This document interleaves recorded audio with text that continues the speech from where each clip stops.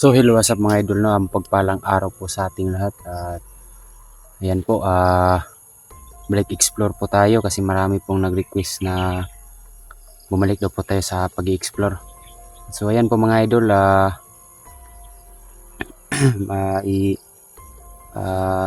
ipagpapatuloy po natin yung pag-explore natin at sana po nandyan pa rin po kayo na kung paano nyo ako sinuportahan nung dati at sana hanggang ngayon pa rin po mga idol, no?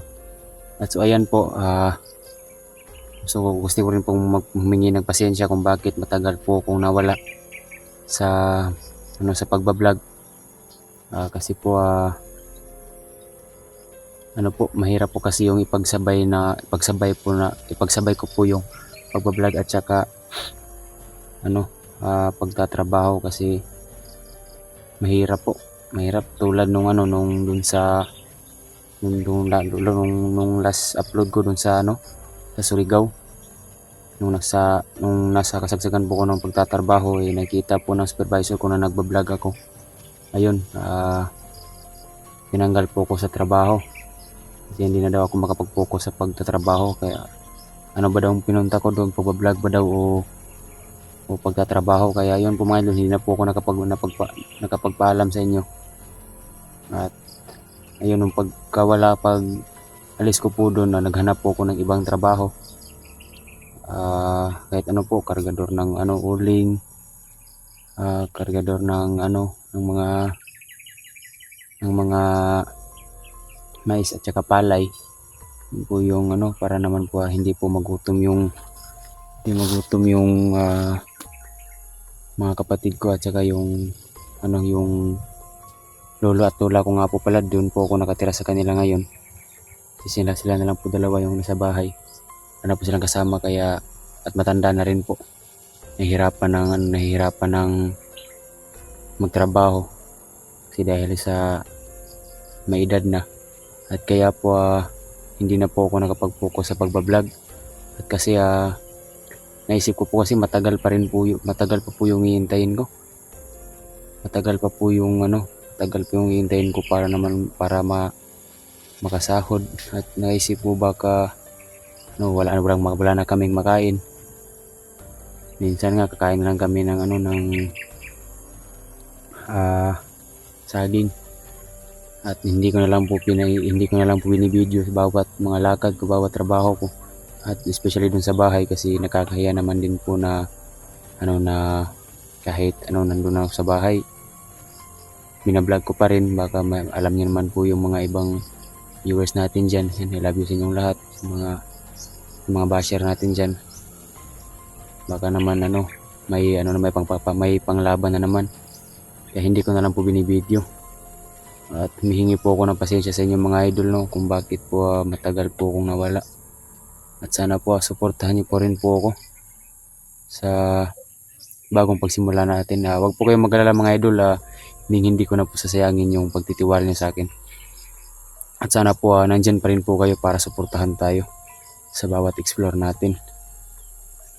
At ayan, medyo nawala na akong trabaho ngayon kasi hindi rin tumagal yung pagkagargador ko kasi nasira yung sasakyan namin. Kaya marami pong nag-PPM sa akin na tulungan ko daw yung mga kasamahan ko dati kasi yun, may masamang balita nga po yun tungkol sa kasamahan natin. At kaya po kahapon tinawagan ko po si Brad Dudong tsaka si Master G, si Brad Marlon, sino yung mga kasama nila doon. Especially si Brad Dudong, tinawagan ko po kung pwede ba akong sumama sa pag-explore, sa pagbalik explore natin. At sinabi naman po ni Dudong kung nasa ang location sila, kaya magpapasalamat po ako. At so ayan nga po mga idol, no, ngayon kakarating natin ngayon, tapos doon pa tayo papunta sa bukid na yun. Doon pa tayo sa doon pa tayo papunta, kaya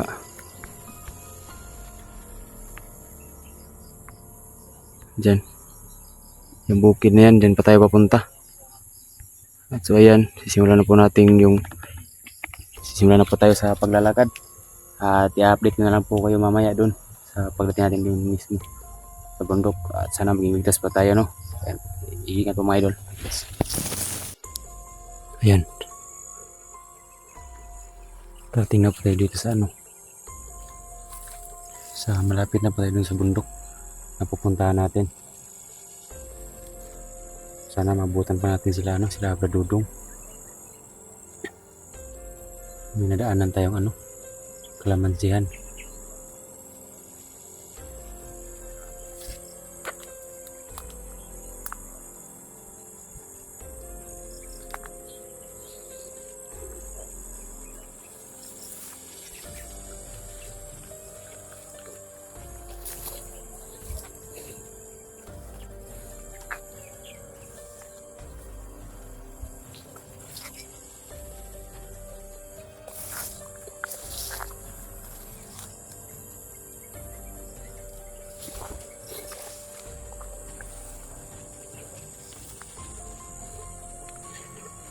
Hirap talaga pag mag-isa.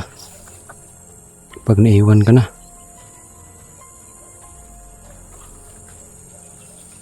So yan po mga idol na nalaman ko po kung saan yung location nila doon po sa GC namin. Hindi ko po na bukoy kung saan po ba talaga yung exact location sinabi nila. So ayun.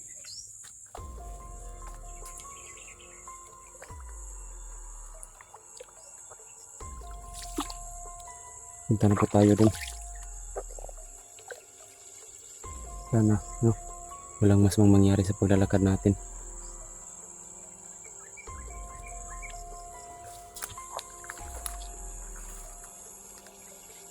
Sana, nakahanap din tayo ng signal para makontak natin sila.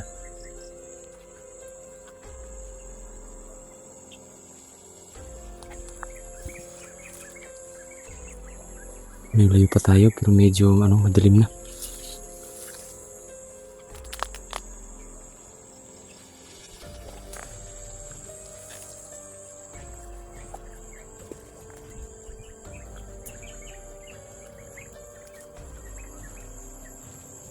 Pero may tao mga idol.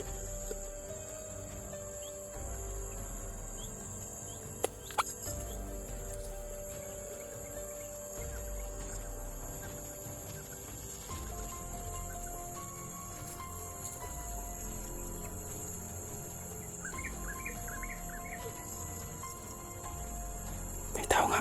May nag-uusap doon sa unahan.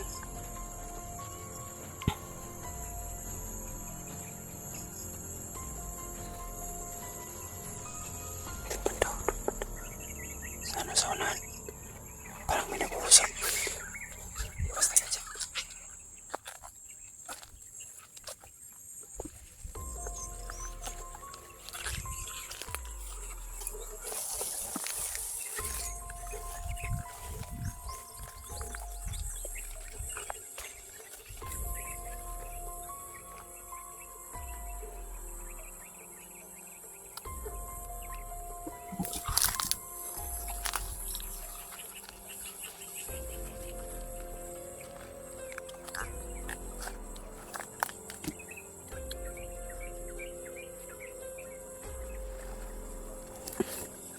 So yun po. Tuloy pala yung baon natin.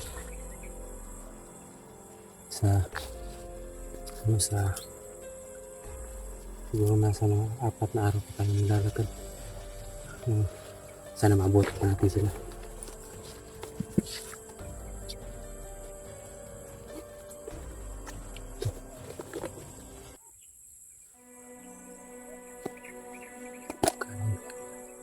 Medyo panis na.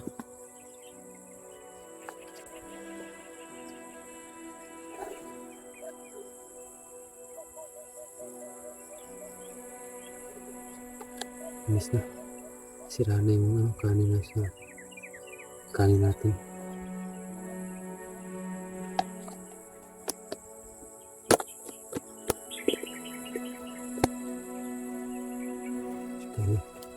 Tubig.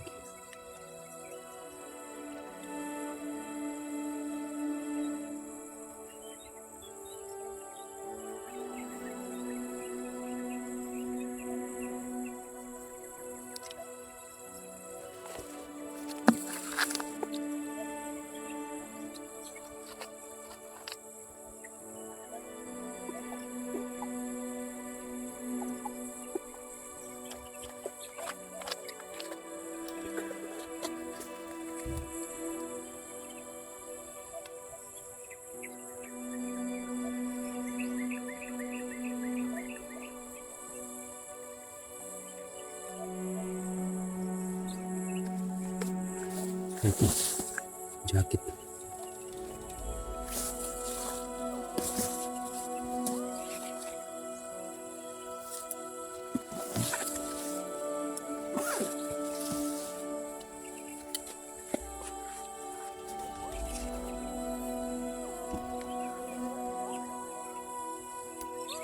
May tumataw na aso dun sa unahan.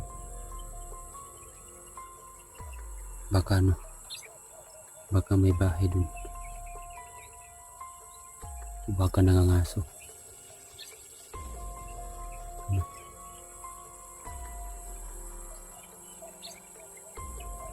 Ano po sa talaga dyan?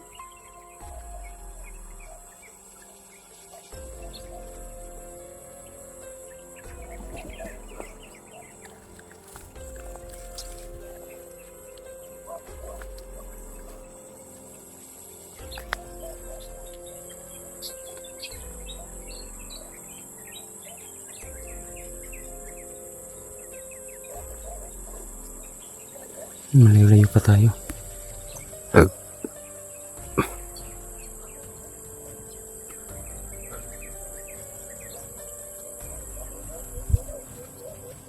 Ito, may bagong apak.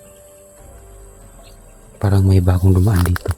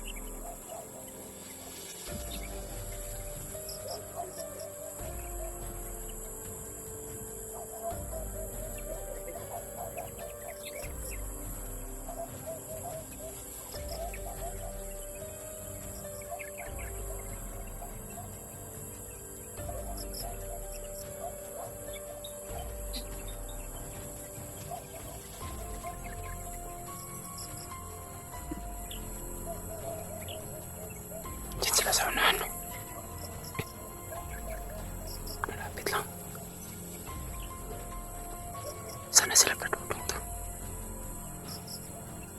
Sana sila padudong nga to.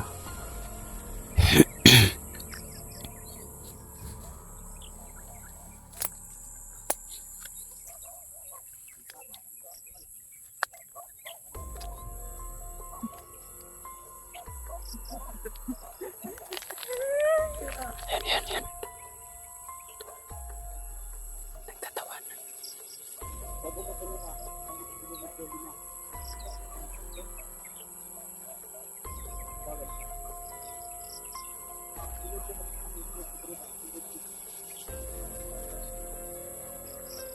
Hanap din ng magandang pwesto para ma-sure natin kung sino ba.